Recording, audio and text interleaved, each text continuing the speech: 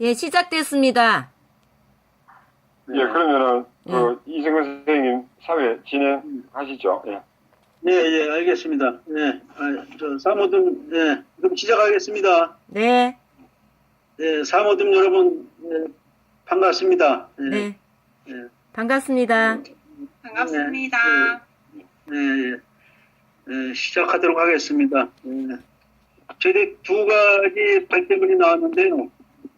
예, 첫 번째 발제문, 김문호 선생님께서 해주신, 학교 밖 청소년에게도 생애 교육이 필요하다. 또 청소년 지도도 할 수 있는 무엇인가. 여기에 대해서 토론을 하도록 하겠습니다. 다른 선생님 의견 있으면 먼저 주시죠.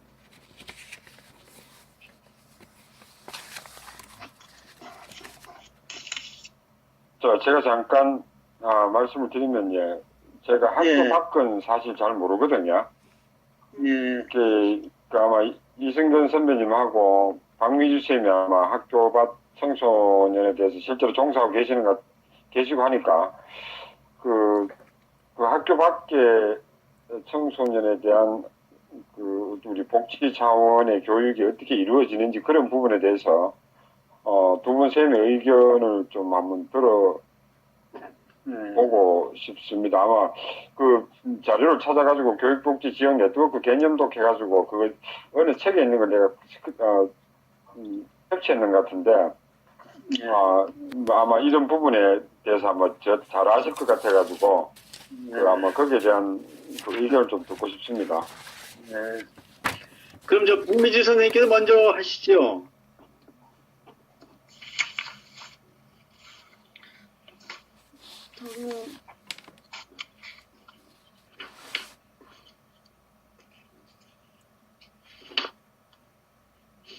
박민수 선생님?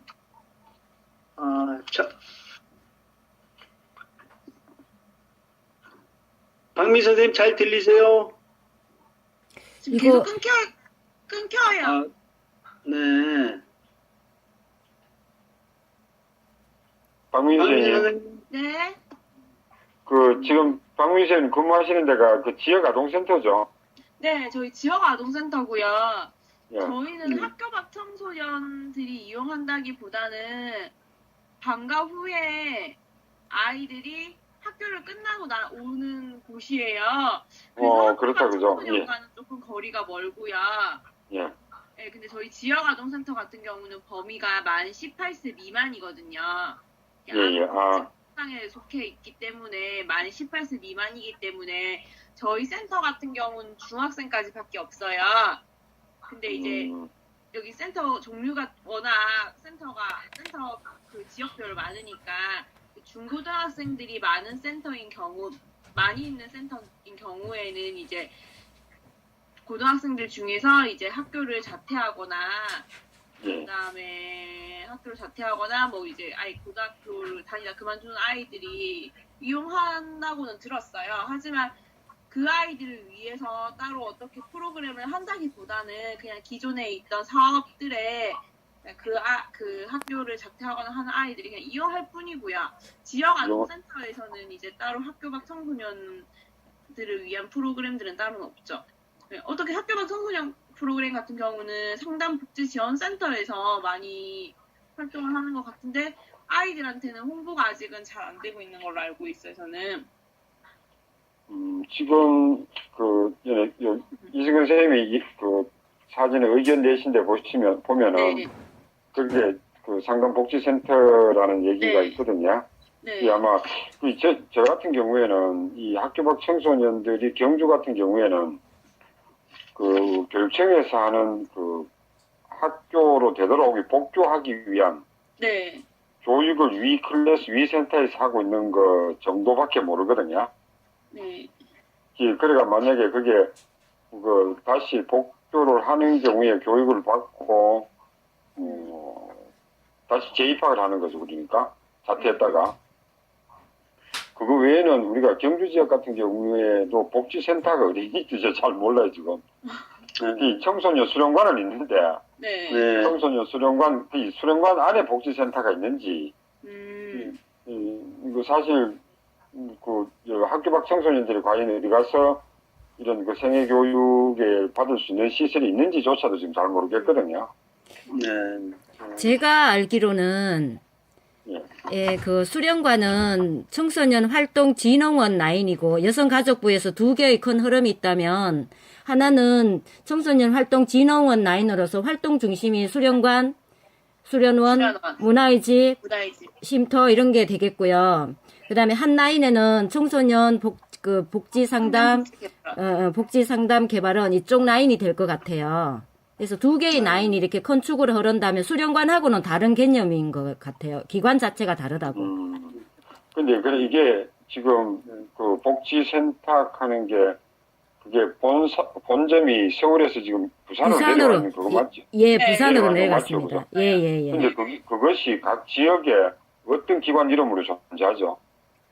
이제 청소년 상담 복지 개발 센터. 센터에? 예, 네, 예. 상담 복지 개발 센터. 근데 경주는 그런 거 내가 본 적이 없거든, 지금.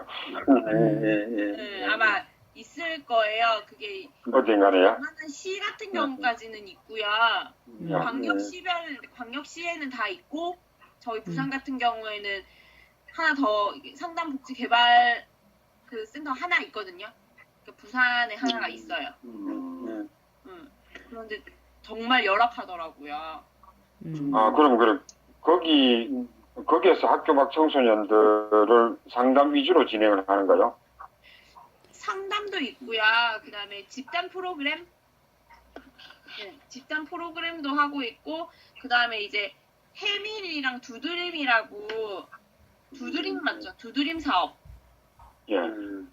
이라고 이제 학교 밖 청소년들을 위한 뭐 이제 검정고시를 준비한다거나 진로 설계를 할 수 있는 두드림 사업이 상담복지개발센터랑 아니면 이제 청소년 문화의 집이나 아니면 활동 그 청소년 종합지원센터 이쪽에서 이제 그런 두드림 사업을 하는 경우가 있어요.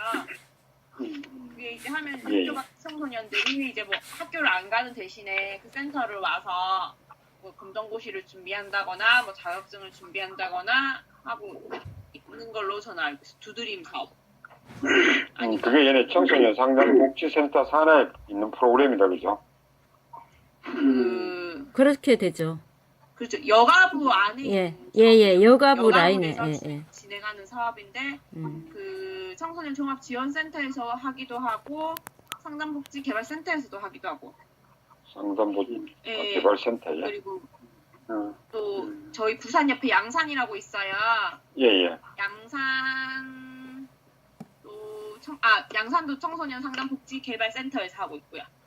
청소년 상담지원센터 쪽이잖아요. 예. 두드림도 하고 있고, 그다음에 수련관이랑 수련원 같은 경우에는 이제 학교랑 교육청이랑 연계해가지고 학교 복귀 프로그램들을 하기도 하고요. 아니, 이게 수련관 개발한다는 경주 같은 경우에는 청소년 수련관이 교육청 산하가 아니고 시청 산하거든요. 예. 시청 산하로. 그렇죠. 그러니까 시청 산하인데 시청에서 이제 부산도 그게 운영하고 있는데 이제 교육부에서 예산을 들여서 이제 그거를 청소년 수련관에서 사업을 운영하는 경우가 있더라고요. 아, 있어요. 네.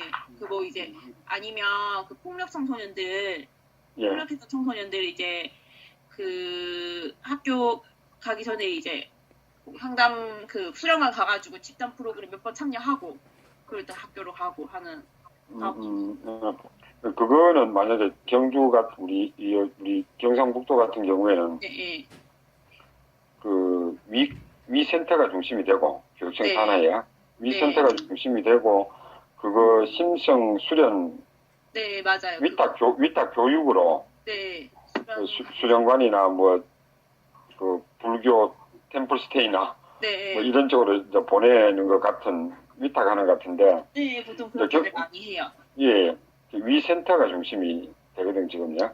근데 이게 학교 밖 청소년 같은 경우에는 위센터를 이용 못 하잖아요.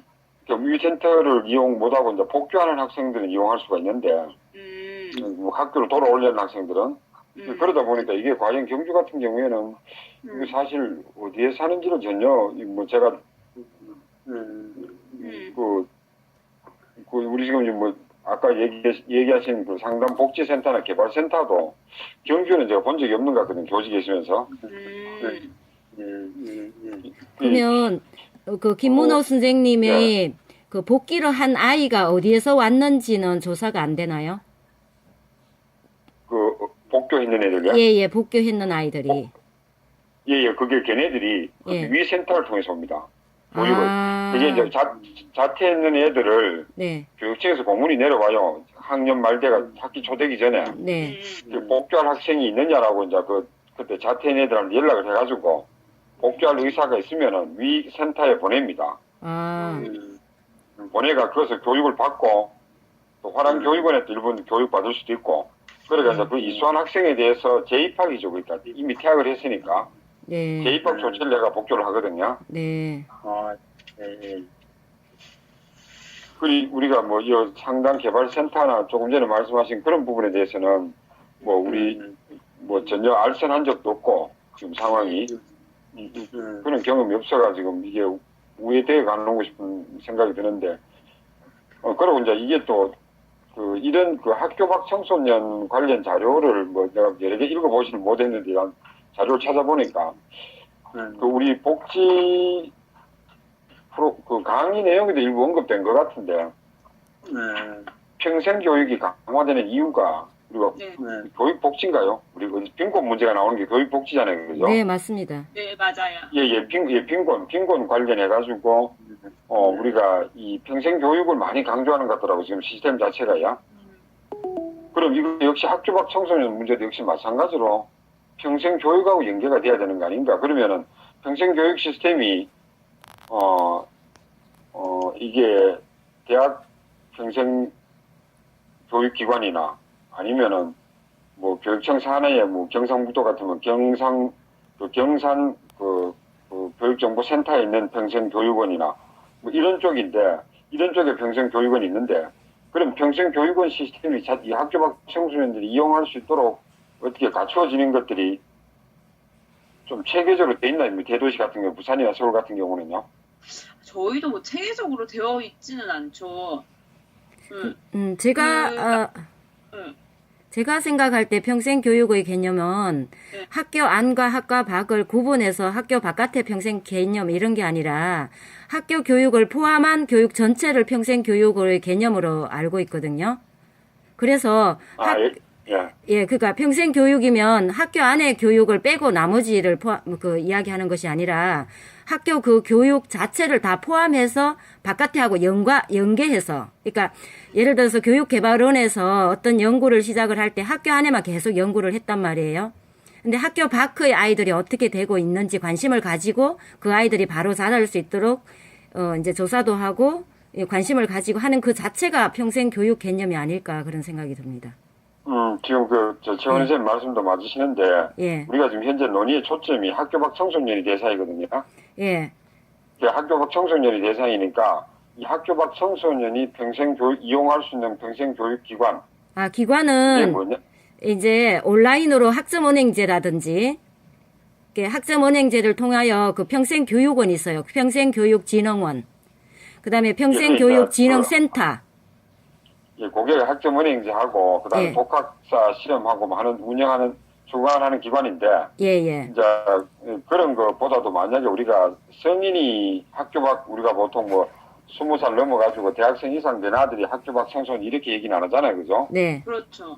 우리가 보통 20살 미만 중고학생들, 네. 학교 밖 청소년이라고 봤을 때, 얘네들이 쉽게 만약에 그 학교 안으로 들어오지 않더라도 학교 밖에서 이용할 수 있는 평생교육기관이 있느냐 하는 문제거든요. 그 이제 직업훈련이라든가.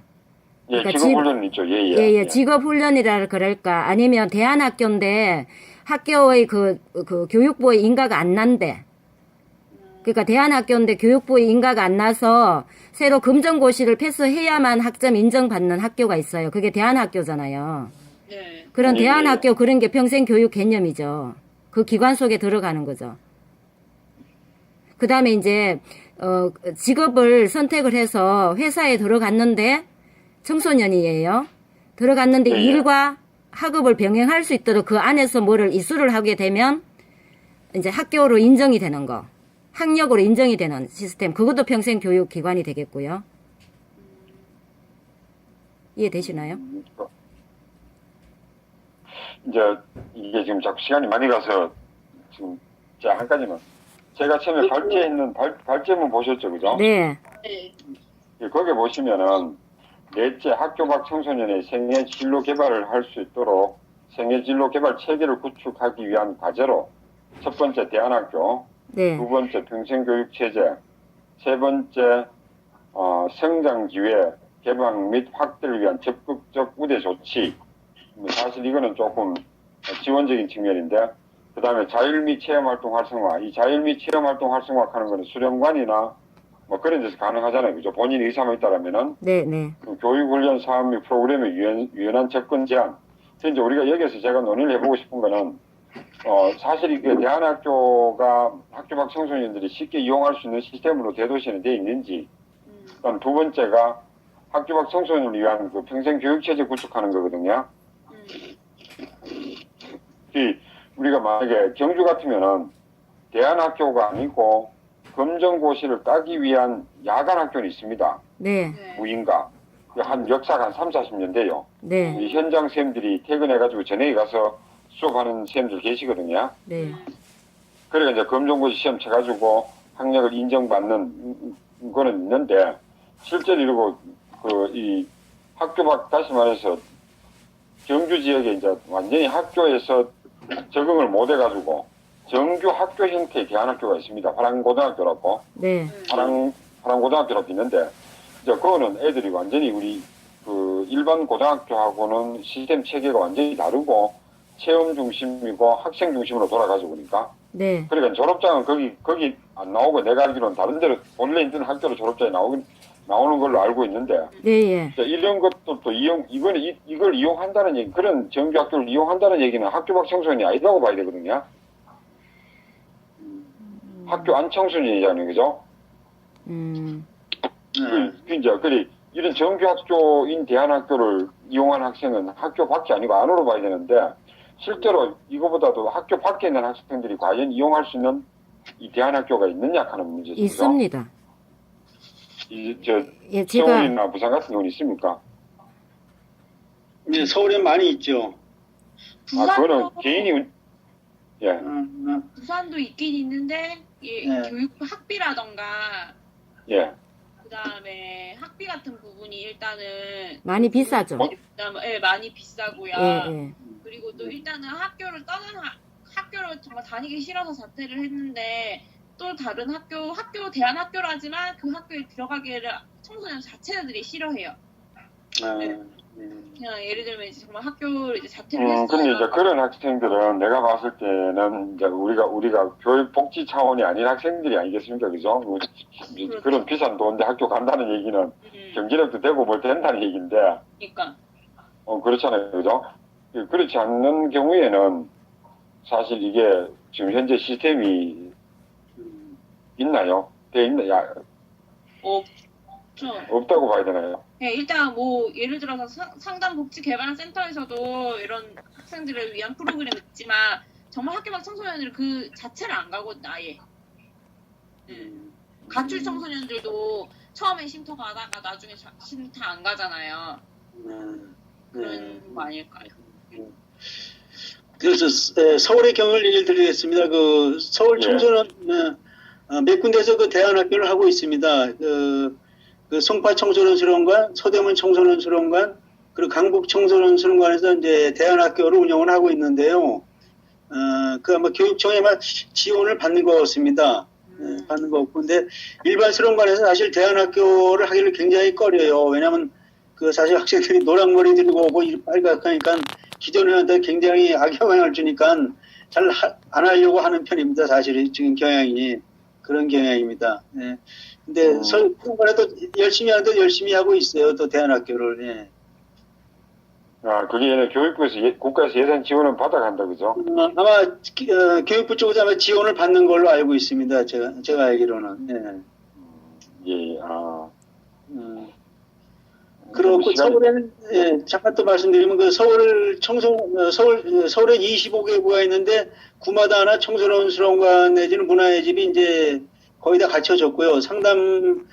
상담복지센터도 거의 구마다 하나씩 다 갖춰졌습니다. 그래서 일부 청소년 수련관에서는 상담복지센터를 같이 하는 경우도 있고 아니면 바깥으로 나가서 다른 단체가 하는 경우도 있는데 사실 상담복지센터에 많은 도움을 받고 있는데 그 최근에 김 의원님이 얘기하신 학교 밖 청소년들 요즘 서울에 부두림 사업이라고 얼핏 들었는데 그것이 아마 그 학교 밖 청소년들을 위한 사업을 중점적으로